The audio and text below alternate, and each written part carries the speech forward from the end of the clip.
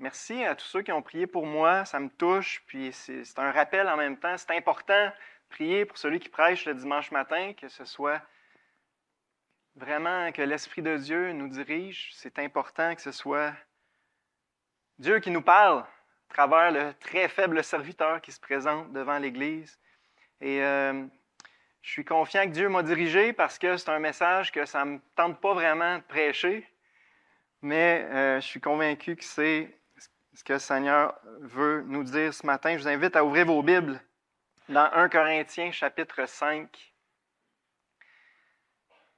C'est un sujet qui n'est vraiment pas à la mode de nos jours, mais un sujet d'une grande importance pour Dieu. J'en suis certain. Et je pense que ça fait quand même longtemps que ce sujet-là n'a pas été abordé clairement dans notre assemblée. Il y a un proverbe qui dit « Il vaut mieux prévenir que guérir ». Et c'est un message de prévention. Un jour, mon oncle Marcel il a dit une phrase très sage dans une réunion d'affaires. Je ne sais pas s'il y en a qui s'en rappellent. Il a dit « Quand ça va bien, il n'y en a pas de problème. C'est quand ça va mal qu'il y a des problèmes. » Et c'est resté gravé dans ma mémoire. Et j'en profite. C'est une belle période pour l'Église. Ça va bien. Dieu bénit, Dieu ajoute. Toutes sortes de choses qui se passent. Bien, c'est un bon temps pour prévenir, faire un travail de prévention avant que notre adversaire mette du trouble parmi nous. Dans mon dernier message, j'avais dit qu'un des plus grands dangers pour les chrétiens, c'est le découragement. Eh bien, j'en ajoute un autre à matin. Un des plus grands dangers, définitivement, pour les chrétiens, individuellement et pour les églises, c'est le péché. C'est le péché dans nos vies, le péché qu'on tolère, qu'on laisse s'installer, qu'on laisse grandir tranquillement, se répandre. Puis c'est ce sujet-là que je disais qui n'est pas en mode, qu'on va aborder ce matin, et le sujet de la discipline dans l'Église. Et un des passages les plus clairs à ce sujet, c'est 1 Corinthiens 5. Alors, on va passer à travers ce passage-là ensemble.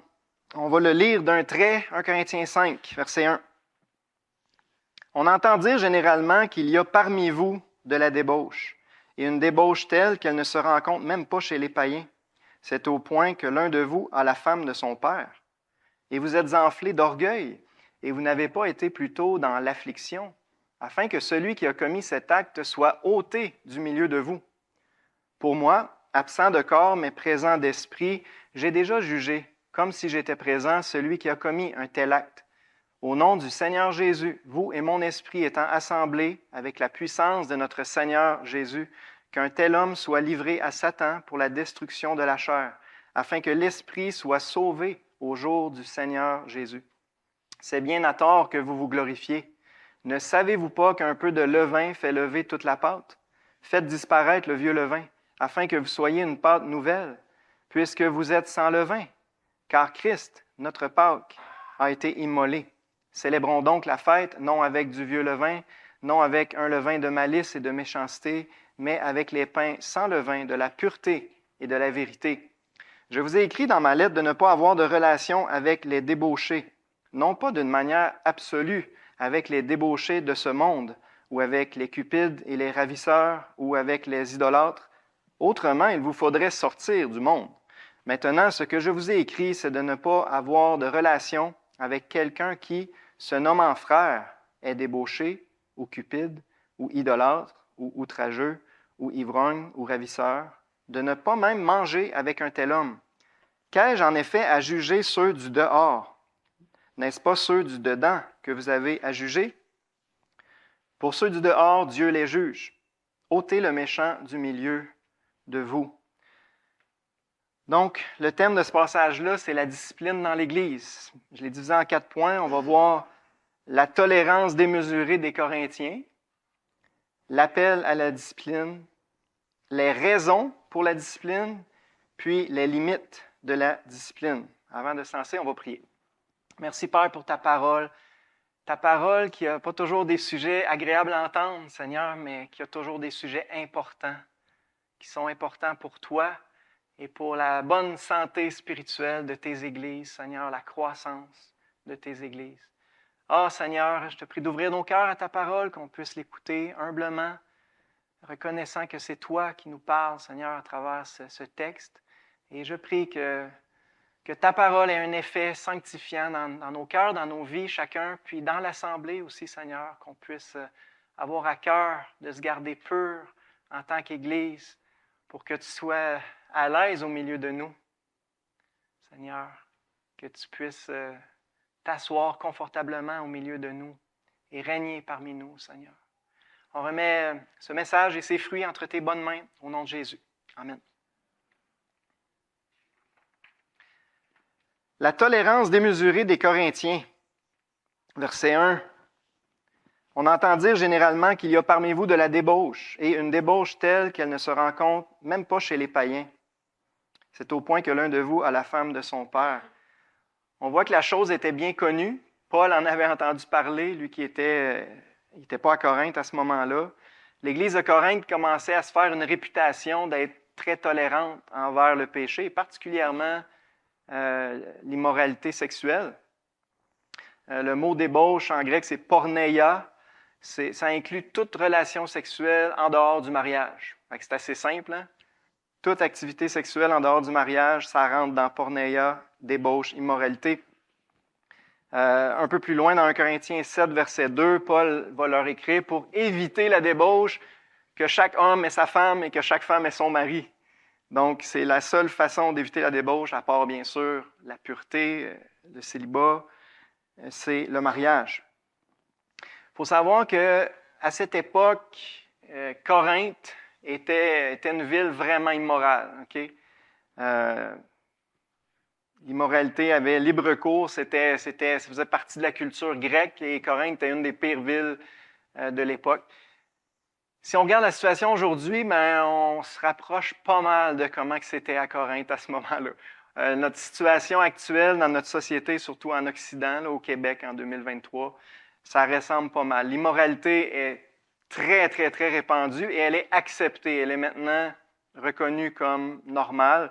Et on pourrait ajouter, les péchés d'ordre sexuel sont très nombreux et très répandus. De la même façon, dans ce temps-là, c'est clair que ça l'avait affecté l'Église de Corinthe. C'était tellement normal dans leur ville que c'était devenu plus ou moins normal dans l'Église aussi.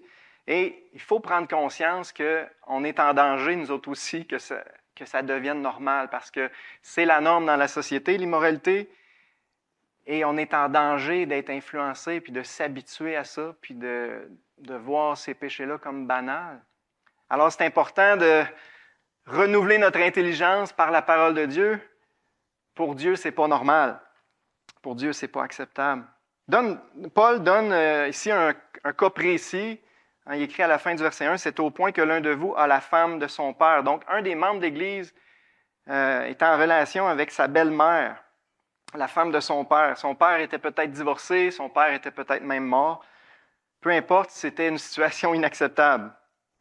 La loi de Moïse interdisait formellement ce genre d'union. Dans Lévitique 20, verset 11, c'est écrit « Si un homme couche avec la femme de son père et découvre ainsi la nudité de son père, cet homme et cette femme seront punis de mort. » Donc la loi de Moïse, comme toujours, elle était très tranchante, très sévère. C'était un péché suffisamment grave pour mériter la mort. Même la loi romaine interdisait ce genre d'union-là. Les Grecs et les Romains étaient très dépravés en général, mais il y avait une loi romaine qui interdisait ça, et c'est pour ça que Paul écrit dans le verset 1, c'est une débauche telle qu'elle ne se rencontre même pas chez les païens. Donc, même pour les Grecs et les Romains, qui étaient très dépravés, ce n'était pas acceptable. Notez ici que Paul s'adresse à l'Église dans sa lettre. Il ne s'adresse pas à l'homme qui a péché. Ce qui le bouleverse le plus, l'apôtre Paul, ce n'est pas le péché de cet homme-là, c'est la tolérance démesurée de l'Église. C'est ça qui dérange l'apôtre Paul. Et c'est ça, bien sûr, qui dérange Dieu. Verset 2, Paul poursuit, « Et vous êtes enflés d'orgueil, et vous n'avez pas été plutôt dans l'affliction, afin que celui qui a commis cet acte soit ôté du milieu de vous. » Paul établit un lien direct entre la tolérance démesurée des Corinthiens et leur orgueil. Pourquoi ils étaient si tolérants? C'est parce qu'ils étaient sûrs d'eux-mêmes. C'est des chrétiens qui se pensaient très spirituels. Alors, ils étaient sûrs d'eux-mêmes, puis ça les amenait à excuser même les pires conduites parmi leurs frères et sœurs. Les chrétiens de Corinthe se vantaient de ne pas être légalistes. Ils étaient fiers de dire qu'ils n'étaient plus sous la loi, mais sous la grâce. Ils mettaient beaucoup d'emphase sur leur liberté chrétienne. Leur motto qu'ils répétaient souvent, c'est « Tout m'est permis ». Et on voit ça plus loin dans la lettre aux Corinthiens. 2 fois, Paul ramène cette phrase-là. C'est vrai qu'on n'est pas légaliste, c'est vrai qu'on est sous la grâce, c'est vrai qu'on a une belle liberté en Christ, mais comme on va le voir, il y a des limites à la liberté chrétienne, puis les péchés flagrants comme ça, c'est une limite claire. Donc, non seulement les Corinthiens étaient excessivement tolérants, mais ils étaient fiers d'être excessivement tolérants. Leur grande tolérance était un sujet de fierté pour eux. Et je crois que c'est un des graves problèmes des églises évangéliques de nos jours en Occident. On est très, très, très tolérant d'une façon générale envers le péché, envers l'immoralité, surtout les péchés d'ordre sexuel, parce qu'on vit d'une société ultra-tolérante et c'est rentré dans l'Église. L'Église, souvent, va suivre la société à peu près 20 ans en retard. C'est souvent ça qui se passe. Alors, c'est certainement un problème grave parmi même les vraies églises vivantes, évangéliques, en Occident. On a beaucoup de difficultés à dénoncer le péché et à exercer de la discipline envers le péché dans l'Église. Et c'est une grande cause de faiblesse spirituelle des églises. Une des raisons pourquoi les églises sont faibles spirituellement, c'est que l'esprit est attristé. L'esprit ne peut plus agir librement comme il le voudrait au sein de l'Église parce qu'on tolère le péché. Alors, c'est un sujet important et très actuel. Bien sûr, il existe une tolérance biblique, une bonne tolérance, une saine tolérance, mais il existe aussi une tolérance non biblique. Exemple de bonne tolérance, Romains 14. Tout le chapitre au complet dans Romains 14 nous dit qu'il faut être tolérant quand il y a des divergences d'opinion. C'est normal qu'il y ait des divergences d'opinion sur plein de sujets parmi les chrétiens, mais s'il ne s'agit pas d'un péché clair et flagrant, et s'il ne s'agit pas d'une doctrine fondamentale, non discutable des Écritures, on devrait être tolérants les uns envers les autres. Mais si il est question d'un péché flagrant ou d'une doctrine importante qui est niée, qui est tordue, bien là, la tolérance devrait s'arrêter là. Alors, il faut distinguer entre ce qui est important et ce qui est flexible. À la fin du verset 2, il dit « Vous n'avez pas été plutôt dans l'affliction, afin que celui qui a commis cet acte soit ôté du milieu de vous. » Pour Paul, la réprimande de Paul est claire. Le péché dans l'Église devrait nous affliger. Le péché dans l'Église devrait nous affliger. John MacArthur a écrit « Une Église qui ne s'afflige pas du péché qui existe en son sein est au bord de la catastrophe spirituelle. » Moi, en tout cas, ça me parle parce que moi, le premier, j'ai tendance à m'habituer au péché justement parce qu'on vit à une époque, dans une société où c'est devenu banal, l'immoralité sexuelle et le péché en général. Et c'est vraiment un danger. Il faut être conscient que c'est dangereux de s'habituer au point de ne plus s'affliger. Le péché dans l'Église devrait nous affliger. Maintenant, on arrive à notre deuxième point, l'appel à la discipline. Verset 3. « Pour moi, étant absent de corps, mais présent d'esprit, j'ai déjà jugé, comme si j'étais présent, celui qui a commis un tel acte. »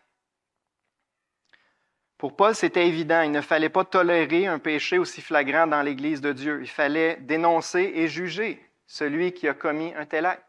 Il fallait prendre des mesures disciplinaires contre lui. Versets 4 et 5. « Au nom du Seigneur Jésus, vous et mon esprit étant assemblés avec la puissance de notre Seigneur Jésus, qu'un tel homme soit livré à Satan pour la destruction de la chair, afin que l'esprit soit sauvé au jour du Seigneur Jésus. » Ce sont des paroles très solennelles. L'apôtre Paul invite l'Église de Corinthe à se réunir pour prendre des mesures disciplinaires formelles contre l'homme en question.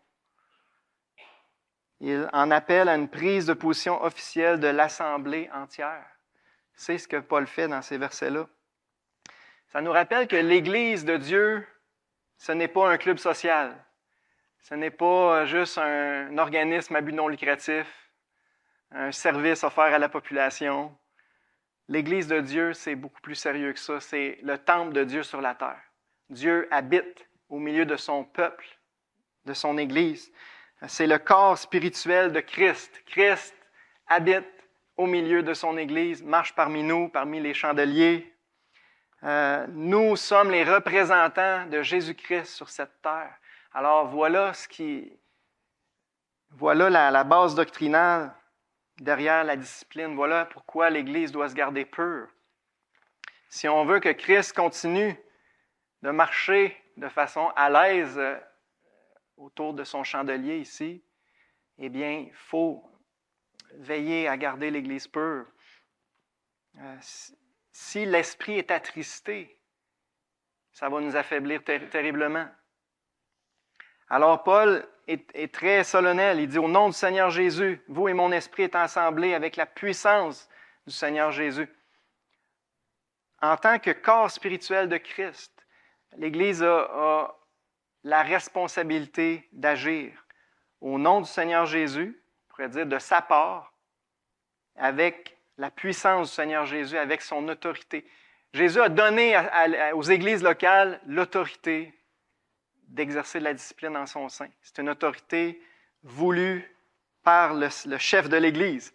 Et la preuve, c'est que c'est lui-même le premier qui a enseigné ça dans Matthieu 18. Vous pouvez garder votre main dans Corinthiens 5. On va tourner dans Matthieu 18. Donc, c'est Jésus lui-même qui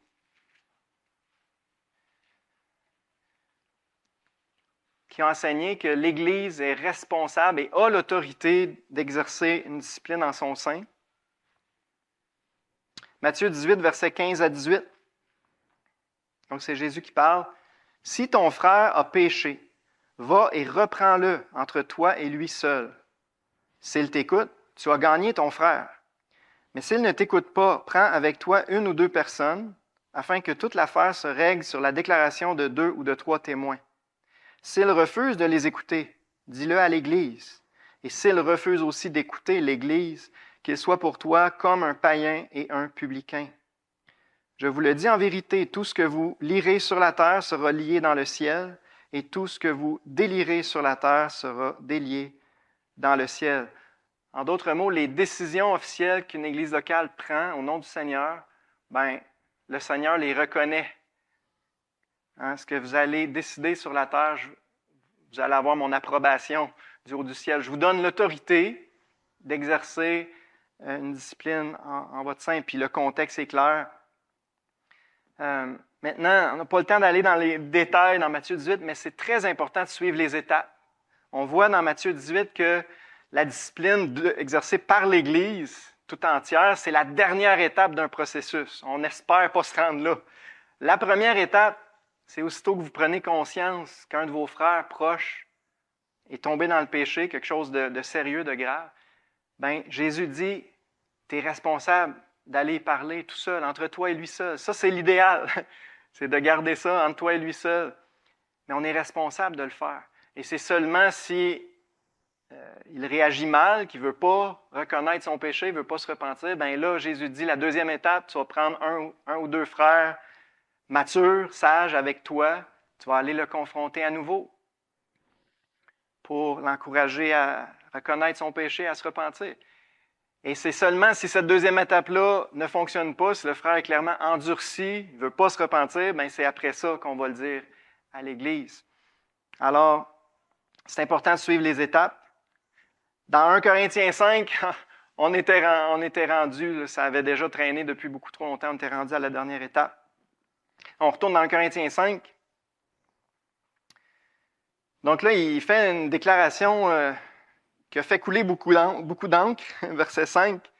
« Qu'un tel homme soit livré à Satan pour la destruction de la chair, afin que l'esprit soit sauvé au jour du Seigneur Jésus. » par le contexte, on sait que Paul parle de l'exclusion de l'Église locale. Okay?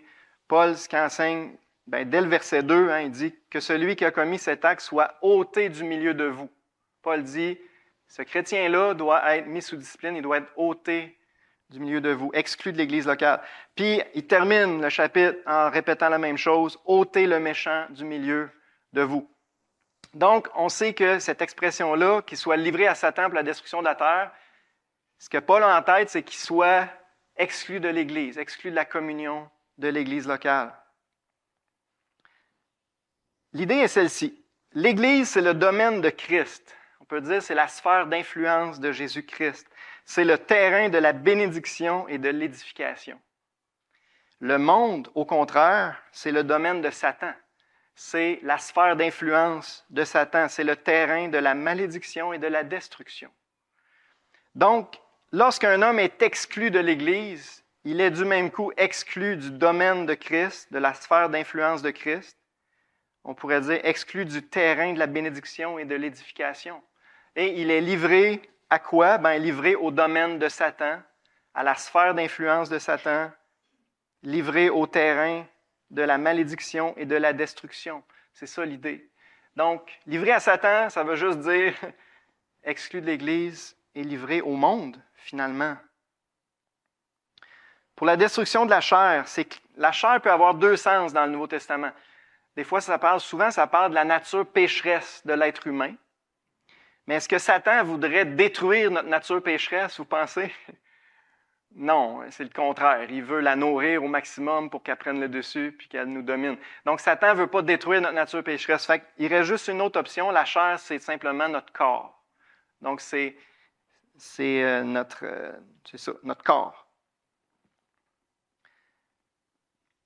La partie physique, la dimension physique de l'homme. Et ça fait penser à l'exemple de Job. Dieu, on peut dire, a livré Job à Satan. Il ne pouvait pas toucher à son cœur, il ne pouvait pas toucher à son âme, mais il a touché à son corps. C'est un peu cette idée-là.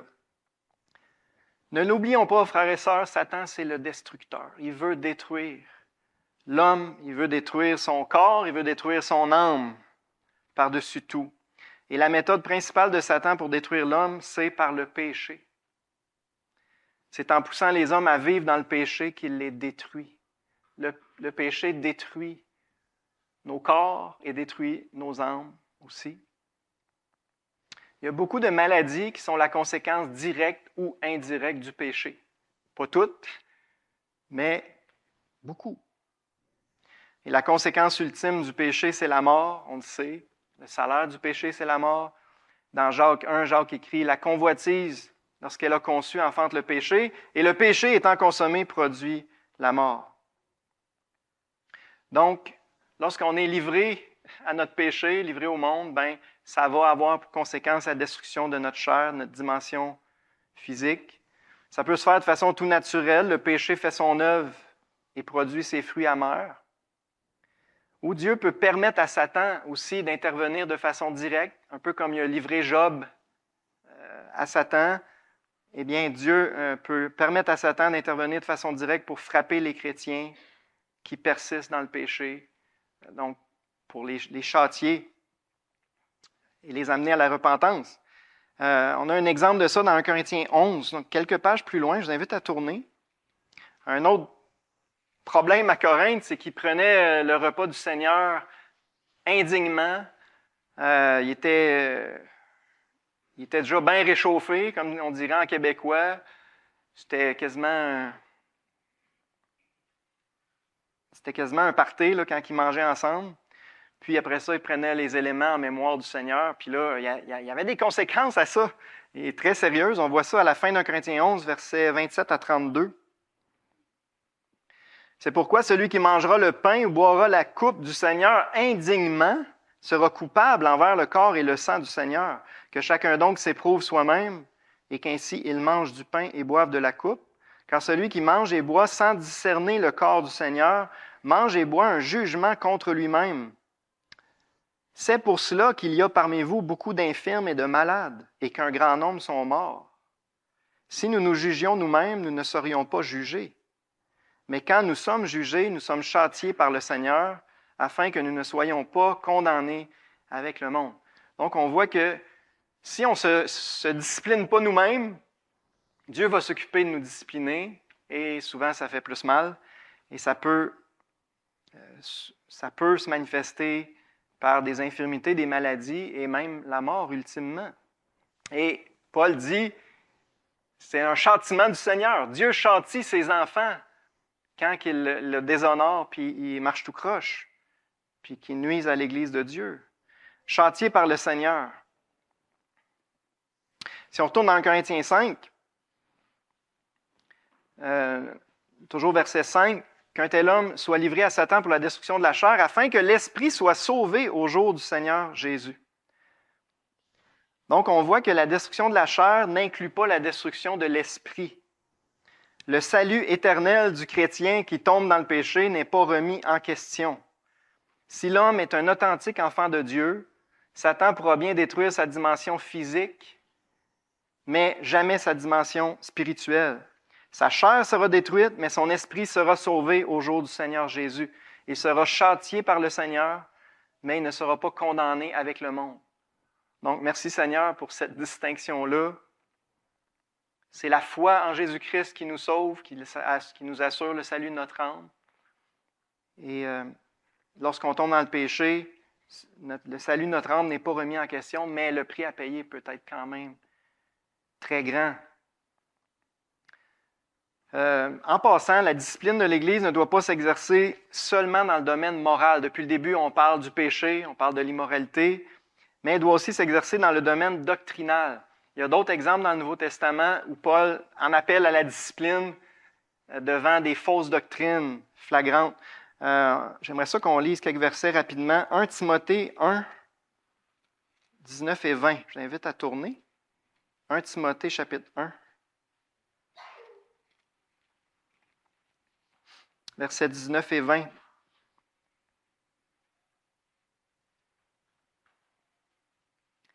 En gardant la foi et une bonne conscience. Cette conscience, quelques-uns l'ont perdue et ils ont fait naufrage par rapport à la foi. De ce nombre sont Hyménée et Alexandre que j'ai livrés à Satan, afin qu'ils apprennent à ne pas blasphémer. Donc, on a un autre exemple. Hyménée et Alexandre, Paul les avait livrés à Satan, ils les avaient disciplinés, ils les avaient exclus de la communion, afin qu'ils apprennent à ne pas blasphémer. Dans leur cas, ils étaient tombés dans une fausse doctrine. Ils niaient des doctrines fondamentales. Puis, 2 Timothée 2, quelques pages plus loin. 2 Timothée 2, versets 16 à 18. Évite les discours vains et profanes, car ceux qui les tiennent avanceront toujours plus dans l'impiété, et leur parole rongera comme la gangrène. De ce nombre sont Hyménée et Philette, qui se sont détournés de la vérité, disant que la résurrection est déjà arrivée, et qui renversent la foi de quelques-uns. Tantôt, c'était Hyménée et Alexandre, ici c'est Hyménée et Philette. Paul dit qu'ils se sont détournés de la vérité, puis ils enseignent vraiment une fausse doctrine flagrante, dans ce cas-là, que la résurrection est déjà arrivée. Ils renversent la foi de quelques-uns. Donc, juste pour dire que la discipline d'Église, ce n'est pas juste d'ordre moral, c'est aussi d'ordre doctrinal. Maintenant, c'est important de mettre ça clair qu'on parle des doctrines fondamentales, des doctrines qui ne sont pas négociables. On ne parle pas de n'importe quel sujet biblique ici. Donc, on a vu à date que les Corinthiens étaient beaucoup trop tolérants envers le péché et l'immoralité. On a vu Paul qui en appelle à une prise de position de l'Église, un appel à la discipline. Maintenant, à partir du verset 6, on voit les raisons pour la discipline. Pourquoi c'est si important pour une Église d'exercer la discipline en son sein? Verset 6, 1 Corinthiens 5, verset 6. « C'est bien à tort que vous vous glorifiez. Ne savez-vous pas qu'un peu de levain fait lever toute la pâte? » C'est bien à tort que vous vous glorifiez de votre grande spiritualité puis de votre liberté chrétienne, Paul leur dit. Il n'y a rien de spirituel à tolérer de tels péchés dans l'Église de Dieu. Pourquoi l'Église doit exercer la discipline? Bien, la réponse est là, parce qu'un peu de levain fait lever toute la pâte. le péché, c'est comme du levain. Ça s'infiltre, ça se répand tranquillement, puis ça gonfle, ça gonfle, ça gonfle. Et ça corrompt une Église. L'équivalent moderne serait une pomme pourrie dans un panier de pommes va finir par corrompre tout le panier. Hein. C'est la même idée. C'est écrit dans 1 Corinthiens 15, 33. « Ne vous y trompez pas, les mauvaises compagnies corrompent les bonnes mœurs. » Si on se tient avec un chrétien qui vit dans le péché, puis tout le monde voit ça comme normal, banal, c'est pas grave, ben ça va se répandre. Le message que ça lance, c'est quoi? C'est que le péché n'est pas plus grave que ça. Et là, ça va se répandre. Les jeunes qui grandissent dans l'Église, remplis d'hormones au maximum, imaginez, c'est déjà dur. Imaginez s'ils regardent dans l'Église puis ils voient 3-4 personnes qui vivent dans l'immoralité puis il n'y a rien qui est fait, c'est toléré. Bien, ça ouvre la porte. Un peu de levain fait lever toute la pâte. C'est ça la raison principale. C'est dans la nature même du péché que de se répandre et de contaminer. On le voit dans notre société, à quel point ça l'a dégénéré dans les dernières années. Le levain représente toute mauvaise influence. Premièrement, d'ordre moral, le péché, l'immoralité. Puis aussi, le levain peut représenter les fausses doctrines, donc le mal doctrinal. Un exemple de ça, c'est dans Galates 5. Dans Galates, c'était vraiment une fausse doctrine qui était rentrée, c'était « il faut vous faire circoncire ». Il y avait des judaïsants qui étaient venus prêcher dans l'Église. Pour être sauvé, il faut vous faire circoncire, il faut obéir à la loi de Moïse, sinon vous ne pouvez pas être sauvé. Ça, c'est une hérésie. C'est une doctrine très grave qui ramenait les chrétiens sous la loi. Ça, c'était du légalisme pur. Puis Paul les reprend dans toute sa lettre aux Galates, puis un moment donné, il leur dit « Cette influence ne vient pas de celui qui vous appelle. Un peu de levain fait lever toute la pâte. » Voyez-vous, le même argument, mais dans ce cas-là, le levain, c'était la fausse doctrine. C'était le légalisme que les chrétiens devaient obéir à la loi de Moïse pour être sauvés. Donc, le levain peut représenter le mal moral comme le mal doctrinal, et dans les deux cas, il faut faire disparaître ce levain-là de l'Église. C'est ce que Paul nous exhorte au verset 7, 1 Corinthiens 5, 7. « Faites disparaître le vieux levain, afin que vous soyez une pâte nouvelle, puisque vous êtes sans levain, car Christ, notre Pâque, a été immolé. » Il y a juste une chose à faire avec le levain, l'ôter. Pourquoi est-ce si important?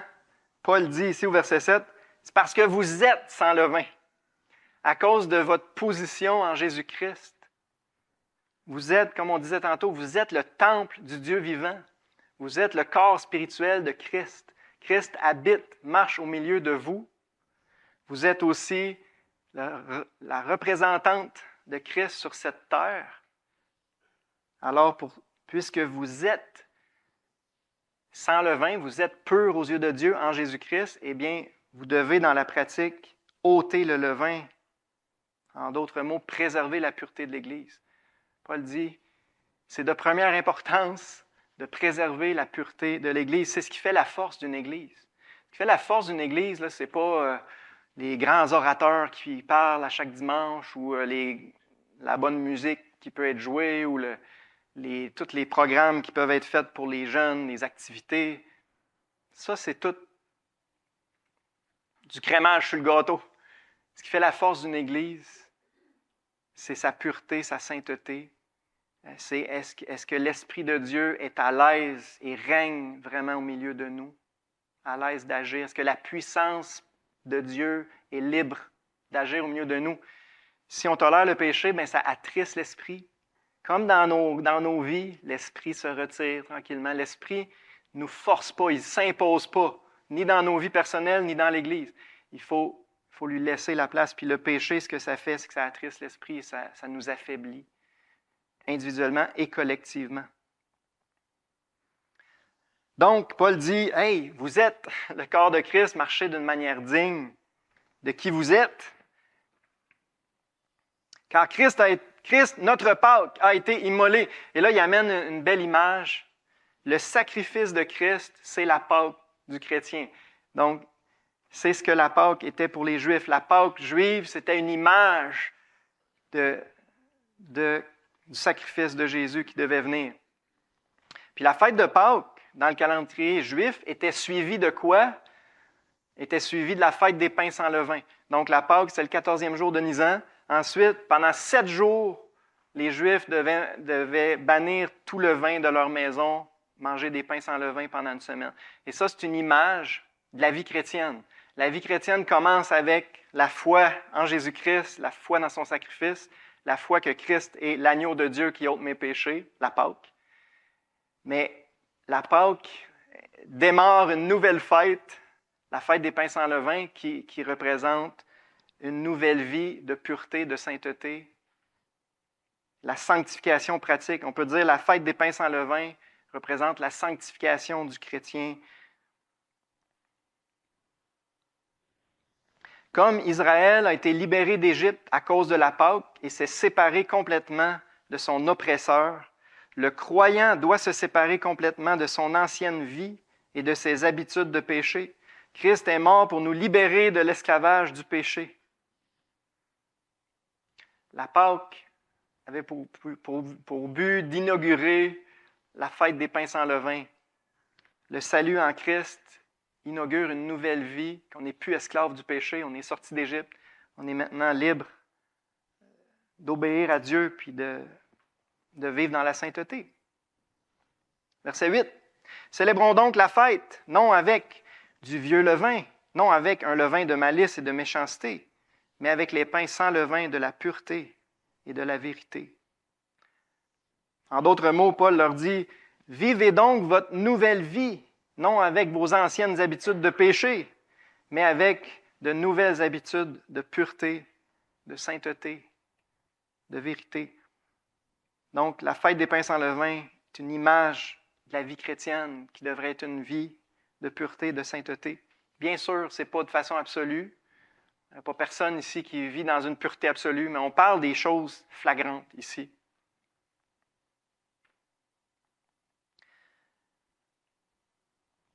Dieu prend au sérieux la pureté de son Église et il veut que nous la prenions au sérieux.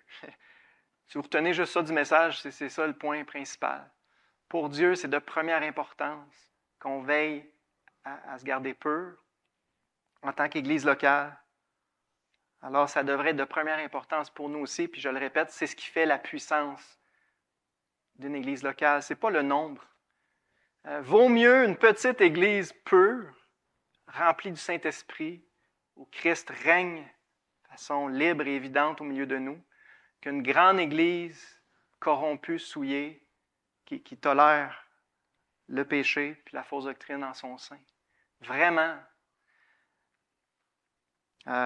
On est béni, l'Église grandit beaucoup depuis quelques années ici, Dieu ajoute beaucoup. Gloire à Dieu, on s'en réjouit. Mais il faut faire attention de la croissance numérique. C'est une bénédiction, c'est une belle chose, on s'en réjouit. Mais la qualité, la pureté, la sainteté de l'Église, c'est encore plus important. Alors, c'est important d'en rester conscient. On arrive au dernier point, les limites de la discipline. C'est quoi les limites? Le cadre dans lequel la discipline devrait s'exercer. Versets 9 et 10. Je vous ai écrit dans ma lettre de ne pas avoir de relation avec les débauchés, non pas d'une manière absolue avec les débauchés de ce monde, ou avec les cupides et les ravisseurs, ou avec les idolâtres. Autrement, il vous faudrait sortir du monde. Donc, Paul nous dit premièrement que la discipline ne s'applique pas à ceux du monde.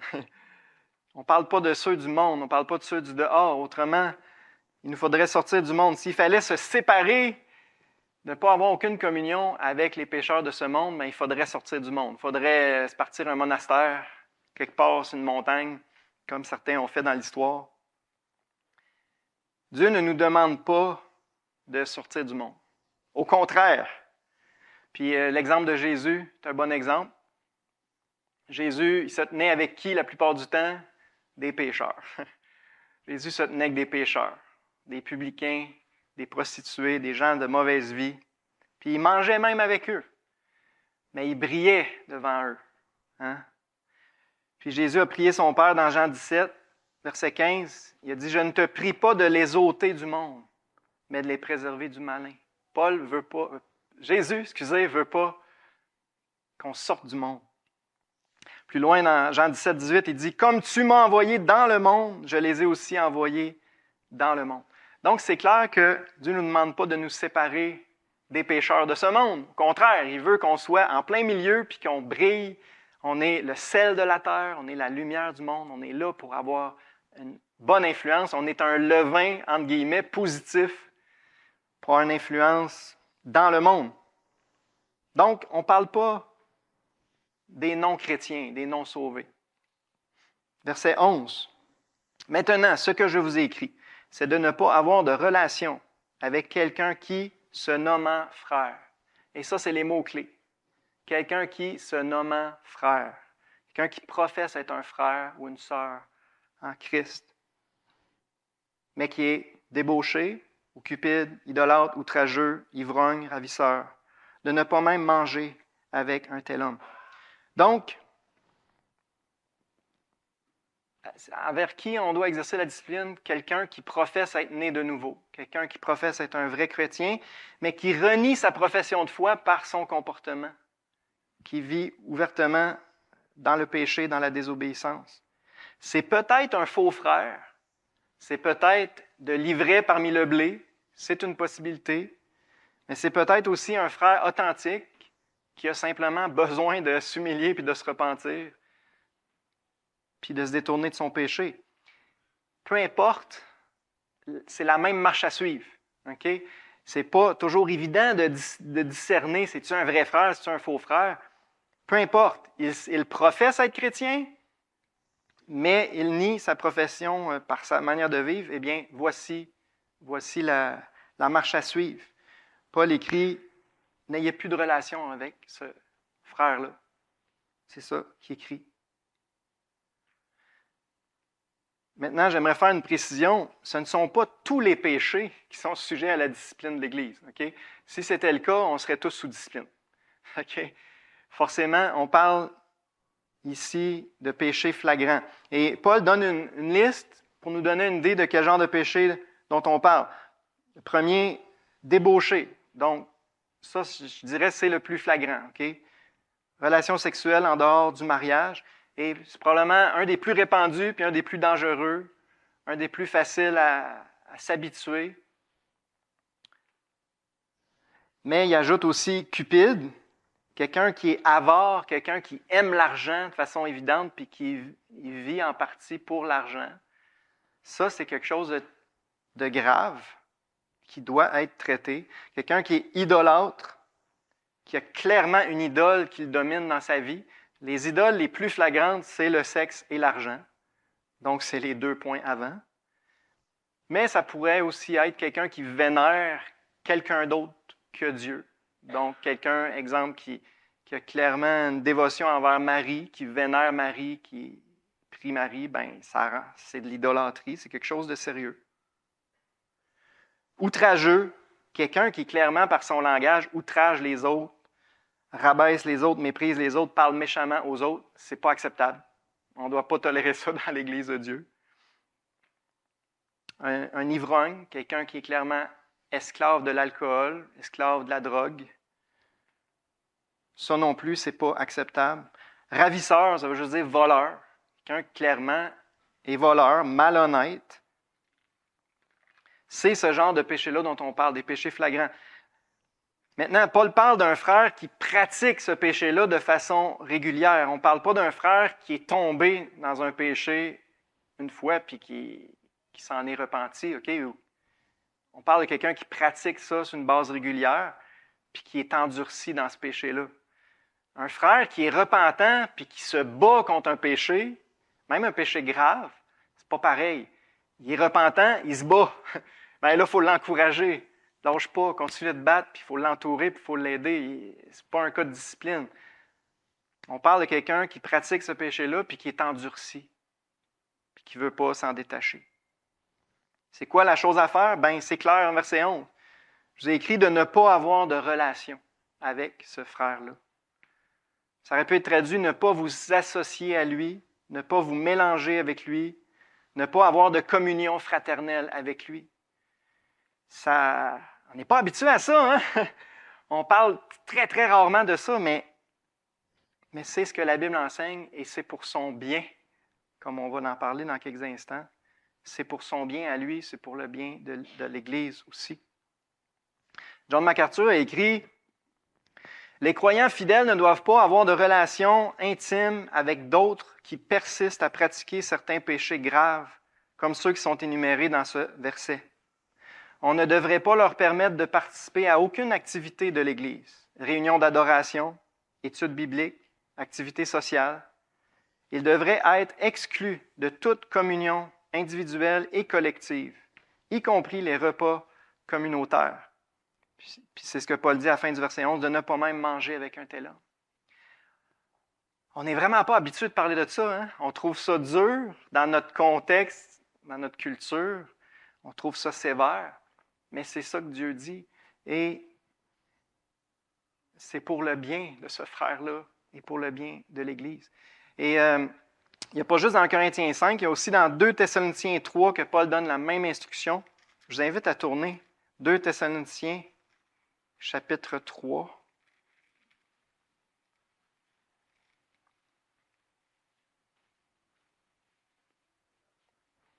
Versets 14 et 15.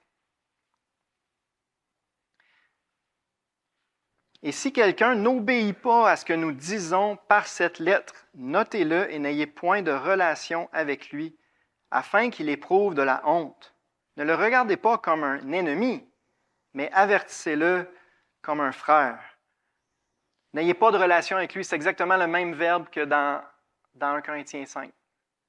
Coupez la communion, plus de relation avec lui, il faut qu'il soit isolé, dans le but qu'il éprouve de la honte, qu'il prenne conscience que c'est grave, qu'est-ce qu'il fait, et bien sûr, pour l'amener à la repentance. Notre but derrière tout ça, c'est que notre frère soit restauré, rétabli, que notre frère puisse se repentir et revenir en communion avec Dieu, avec son Dieu, et revenir en communion avec sa famille spirituelle, avec l'Église locale. Le but est certainement positif. Il faut continuer à les aimer, pas les voir comme des ennemis, mais les avertir comme des frères bien-aimés. Il faut continuer à les aimer et à prier pour eux, afin qu'ils se repentent et reviennent à une vie pure. Et s'ils se repentent, nous les pardonnerons avec empressement et avec joie, et nous les accueillerons à nouveau parmi nous. C'est beau parce que quand on lit la suite de l'histoire, dans sa deuxième lettre, 2 Corinthiens chapitre 2, Paul revient sur ce cas-là, puis on voit qu'il s'est repenti. Puis là, Paul exhorte les frères de l'Église dans 2 Corinthiens 2. Là, c'est le temps de le pardonner, puis de l'accueillir, puis de lui donner beaucoup d'amour, afin qu'il ne soit pas affligé par une tristesse excessive. Donc, aussitôt que le frère ou la sœur en question se repent, il faut lui pardonner, il faut l'accueillir, il faut l'encourager. Alors, on voit que ça a marché, okay, dans le cas présent, et par la grâce de Dieu, ça va marcher parmi nous aussi, si on obéit à la parole. C'est quoi notre attitude en attendant que notre frère revienne? Bien, c'est l'attitude du père dans la parabole de l'enfant prodigue. Le père, c'est quoi son attitude? Bien, chaque matin, il sortait sur le perron puis il regardait. Puis le jour qu'il a vu son enfant revenir, il est parti à la course pour l'accueillir, les bras ouverts. Hein? Et c'est ça notre attitude. Notre attitude, c'est pas de condamner puis de juger notre frère qui est tombé dans le péché, c'est de supplier le Seigneur qu'il le ramène et de l'attendre les bras ouverts avec amour. Hein? C'est ça notre attitude. Mais n'est-ce pas, Luc, n'est-ce pas un manque d'amour que de couper la communion avec un frère comme ça? Oh non. Encore, je vais vous citer John MacArthur ici. Corriger ne va pas à l'encontre de l'amour. En fait, c'est le refus de corriger qui va à l'encontre de l'amour. Le Seigneur châtie celui qui l'aime, et il frappe de la verge ceux qu'il reconnaît pour ses fils. Le Seigneur corrige ses enfants parce qu'il les aime, et nous corrigerons nos frères et sœurs si nous les aimons vraiment. C'est vraiment une preuve d'amour. C'est une des plus grandes preuves d'amour qu'on peut donner à notre frère s'il tombe dans le péché, s'il s'éloigne de Dieu, que de le reprendre, l'avertir, le corriger. Peut-être juste une petite parenthèse. Si on retourne au début, la première étape, là, va, parle-y entre toi et lui seul. On voit que la meilleure personne pour reprendre un frère ou une sœur qui est tombé dans le péché, c'est les plus proches. C'est les plus proches. Okay? Moi, je n'irai pas voir quelqu'un que j'ai parlé une fois dans les 6 derniers mois. Okay? Je ne suis pas la meilleure personne, surtout les premières étapes qu'on parle. Là. Donc, envers qui on est le plus responsable, envers qui on est le plus redevable, c'est nos frères et sœurs les plus proches. C'est entre ces noyaux-là que là, il devrait avoir une vraie redevabilité, puis on devrait être capable de se reprendre les uns les autres. C'est une preuve d'amour. Proverbe 27,6 nous dit « Les blessures d'un ami prouvent sa fidélité ». Et c'est une belle application. Oui, ça va faire mal sur le coup, mais ça prouve votre amour et votre fidélité. On finit avec les versets 12 et 13. 1 Corinthiens 5, 12 et 13. « Qu'ai-je en effet à juger ceux du dehors? N'est-ce pas ceux du dedans que vous avez à juger? Pour ceux du dehors, Dieu les juge. Ôtez le méchant du milieu de vous. » Ceux du dehors, ben, c'est ceux en dehors de l'Église locale. C'est pas compliqué. Hein? C'est pas de nos affaires. Ce qu'ils font les gens en dehors de l'Église locale, ce n'est pas de nos affaires. Dieu va s'en occuper en son temps, à sa manière. Par contre, ceux du dedans, c'est de nos affaires. Puis encore là, ça va en contradiction avec notre culture. On a une culture individualiste que c'est pas de tes affaires. On n'a pas de compte à rendre à personne. Mais c'est clair dans la Bible que l'Église de Dieu, c'est pas comme ça. C'est de nos affaires. Pourquoi? Parce que nous sommes liés les uns aux autres. On est une famille. Nous sommes même membres les uns des autres. On est un même corps spirituel. Et une illustration facile, c'est si j'apprends qu'il y a une tumeur cancéreuse sur mon intestin, est-ce que je peux dire, regarde, ça concerne mon intestin? Si les autres organes, si les autres membres pouvaient parler, est-ce qu'ils diraient ça? Ça, regarde, ça concerne l'intestin, moi. Ah non! Ça concerne tout le corps au complet, ça va se répandre. Il y a une tumeur sur mon intestin, tout le corps est concerné. C'est la même affaire dans une église. S'il y a des tumeurs parmi nous, il faut les adresser parce que ça nous concerne tous en tant que corps local. Donc, ceux du dedans, c'est les frères et sœurs réguliers à l'église locale. Okay? Ceux qui se réunissent sur une base régulière ici, parmi nous, que vous le vouliez ou non, vous faites partie de ceux du dedans. Vous faites partie de la famille et que vous le vouliez ou non, vous êtes redevable envers le corps. Est-ce qu'on parle seulement des membres officiels de l'Église, de notre liste de membres? Je ne crois pas, vraiment. Il faut faire une distinction nette entre les membres légaux, administratifs. Ça, tant qu'à moi, c'est de la poutine. Okay? Les vrais membres, là, c'est ceux qui font partie de la famille. C'est les vrais chrétiens qui se réunissent ici sur une base régulière. Donc, vous tous, je le répète, que vous vouliez ou non, vous faites partie de la famille et vous êtes sujets à la discipline de la famille. Maintenant, il y a quand même certaines exceptions, il faut en tenir compte. Les visiteurs. Okay? Les visiteurs là, qui viennent ici, même si ça fait 3, 4, 5 fois, il y a une période que vous êtes des visiteurs. On ne commencera pas à exercer de la discipline de ces visiteurs. Okay? Mettons ça clair. Il y a beaucoup de visiteurs ici à matin. On ne fera pas d'enquête sur vos vies privées. Ceux du dedans, ce n'est pas les visiteurs. Puis je dirais, tu peux être visiteur pendant 2-3 mois, OK? Il n'y a pas de problème. On ne parle pas aussi des nouveaux sauvés qui viennent juste de se convertir. Hey, voici la liste des choses qu'il faut que tu changes là, demain matin, il faut que ça change. Wow, OK. Laissons le Seigneur faire son œuvre. Les nouveaux sauvés, il y a une période de grâce, OK? Il faut être patient. C'est comme des bébés qui viennent au monde. On ne commence pas à leur dire, là, tu devrais marcher, là. Tu devrais marcher. OK, bon. Donc, soyons gracieux envers les nouveaux chrétiens. Puis aussi, je dirais, les chrétiens éloignés depuis longtemps qui commencent à revenir, là, sautons-leur pas dessus tout de suite.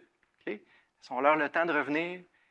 Laissons-leur le temps de se nourrir, l'Esprit Saint va faire son travail. Merci Seigneur, là, dans la majorité des cas, l'Esprit Saint fait son travail. Puis on n'est pas obligé d'aller aussi loin que ce qu'on a vu un matin. Merci Seigneur. Ça reste le dernier recours.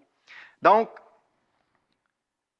envers les visiteurs, les nouveaux sauvés, puis les chrétiens éloignés qui reviennent, soyons gracieux, soyons patients, s'il vous plaît. Mais ceux du dedans, qui sont là régulièrement, ben, vous êtes redevables. Et c'est important de se le dire. Puis si vous ne voulez pas du tout de redevabilité, là, ben, je suis désolé, mais il y a d'autres églises à Sherbrooke, il y en a beaucoup. Okay? Peut-être qu'il y en a que vous n'avez pas de redevabilité. Ça, c'est votre choix. Mais ici, on veut mettre en pratique la parole, puis qu'on le veuille ou non, c'est une bénédiction d'avoir une famille chrétienne pour veiller sur nous. Hein? Et on l'a vu clairement dans 1 Corinthiens 5, c'est important pour Dieu, et Dieu veut qu'en tant qu'Église locale, on exerce une discipline. Puis c'est la responsabilité de toute l'Église, pas celle des pasteurs. Okay? Les pasteurs, là, on n'a pas le temps de commencer à... On n'a pas le temps. Je le répète, votre cercle le plus proche, c'est la première, c'est là que ça se passe en tout premier lieu. Et je termine avec ça. Je l'ai dit au début, il vaut mieux prévenir que guérir. Comment prévenir? Bien, veillons les uns sur les autres. Veillons les uns sur les autres. Est-ce que vous avez au moins 2-3 frères et sœurs assez proches de vous pour vous le dire si vous tombez dans le péché, si vous dérapez d'une façon ou d'une autre? Est-ce que vous savez que vous avez 2-3 frères et sœurs assez proches qui vont pouvoir vous le dire? Sinon, dépêchez-vous à vous rapprocher de quelques frères et sœurs, puis dites-leur, regarde, je veux que tu me le dises. Moi, je vous le dis, là, je veux que vous me le disiez. Si vous me voyez déraper d'une façon ou d'une autre, venez me le dire. Et c'est très important que chacun, on en ait au moins quelques-uns pour veiller sur nous. C'est une bénédiction. C'est une protection spirituelle. Veillons les uns sur les autres. Fait que c'est important d'être proches les uns des autres pour être capable de faire ça, n'est-ce pas? Êtes-vous redevable, clairement redevable envers quelques-uns? 1 Pierre 5,8 nous dit « Soyez sobres, veillez. Vous avez un adversaire qui rôde, cherchant qui il dévorera. » Un troupeau de brebis qui veillent les uns sur les autres, qui sont proches. C'est beaucoup plus difficile pour le lion d'en dévorer une qu'un troupeau dispersé où personne n'est redevable. Tout le monde se mêle de ses affaires. Mais là, c'est pas mal plus facile d'en dévorer quelques-unes en passant. Veillons les uns sur les autres, puis exhortons-nous les uns les autres. J'aimerais qu'on termine avec Hébreux 3,13. Je vous invite à tourner.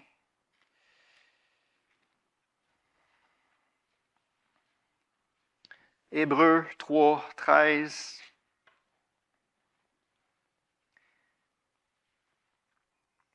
Mais exhortez-vous les uns les autres chaque jour, aussi longtemps qu'on peut dire aujourd'hui, afin qu'aucun de vous ne s'endurcisse par la séduction du péché.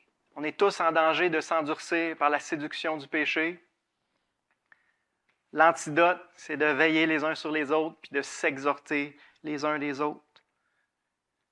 Si on s'aime vraiment, on va se reprendre, on va s'avertir, on va se dire les vraies choses. Dans l'amour, dans l'humilité, avec douceur et respect, toujours, mais on va se dire les vraies choses. C'est écrit dans les Proverbes, celui qui hait la réprimande est stupide. Si vous ne voulez pas être redevable à personne, vous ne voulez pas que personne vous reprenne, la Bible dit que vous êtes stupide parce que vous rejetez une protection puis une bénédiction que Dieu pourvoit, vos frères et sœurs qui vous aiment. Alors, acceptons les réprimandes, c'est une bénédiction. Acceptons d'être exhortés, d'être repris, d'être corrigés, c'est une bénédiction. Exhortons-nous les uns les autres.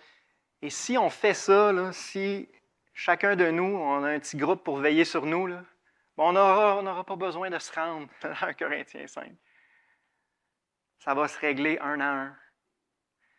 Puis, les réunions de maison, là, ça, c'est une belle opportunité aussi pour avoir un plus petit groupe qui te connaît mieux, puis qui peut plus veiller sur toi, qui peut plus voir venir les dérapes. Si vous venez juste ici le dimanche matin, venez vous asseoir, louer le Seigneur, vous écoutez un message, vous repartez chez eux, puis vous n'avez pas d'autre communion fraternelle proche, ça va être bien dur de veiller sur vous.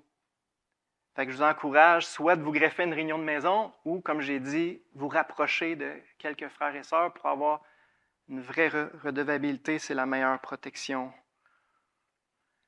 Je vous l'avais dit que ce n'était pas un sujet à mode, ce n'était pas un sujet nécessairement agréable, mais je pense que, j'en suis certain, que c'est un sujet très important pour la santé spirituelle de l'Église. On va prier. Merci, Père, pour ta parole qui nous dit la vérité et qui nous enseigne clairement la marche à suivre. Aide-nous, Seigneur, à la mettre en pratique et que notre Église puisse rester pure, Seigneur, et que tu puisses vraiment être bien au milieu de nous et régner sur ton Église comme ça doit être le cas, Seigneur. Je demande au nom de Jésus. Amen.